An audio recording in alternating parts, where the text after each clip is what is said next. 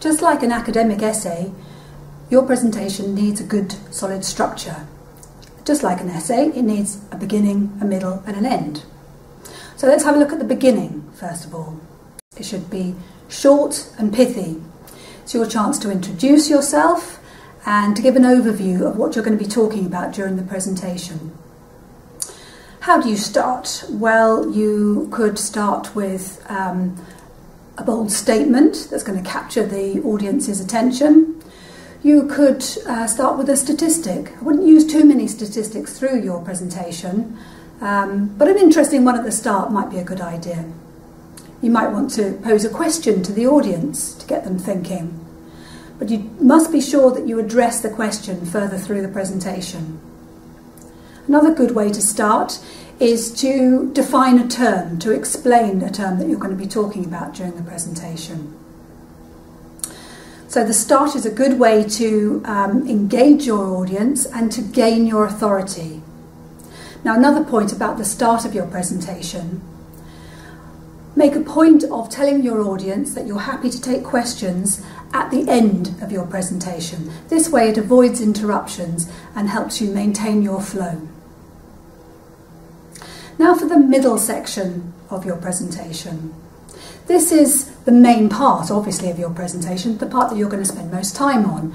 And this is where you address the key points. So it's an important section. Make sure that you have a sensible order of the key points that you're going to be talking about. You want a logical sequence that the audience can keep up with you and follow through on your logical way of thinking. Have a natural flow to your argument. Of course, this needs to be backed up by the evidence. You'll have done all your research, you'll have found out about who said what authors have written what about your topic. You need to inform your audience where you've read about this idea, so you need to reference accurately, just like an essay. And your last slide should be your reference list or your bibliography.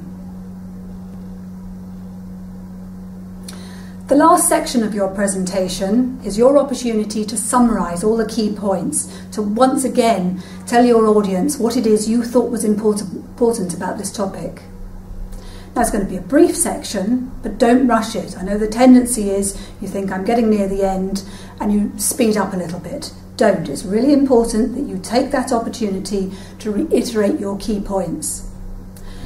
And ask yourself, what's the key message or the key messages that I want the audience to take away from my presentation? And make sure you get those in at the end of your presentation. You should also try and draw a few conclusions at the end and think about the significance. So it's not just a question of presenting facts during your presentation.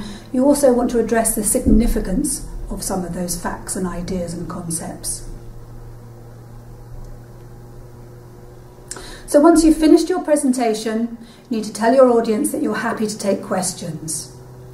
Now, don't pretend that you know all the answers. If you don't, admit it. Tell the questioner that you think that's a very good question, and perhaps you'd like to go away and look into the matter and come back to them at a later date. Or if somebody asks a question that you don't know the answer to, it might be an opportunity to engage the audience in a discussion, find out what they think.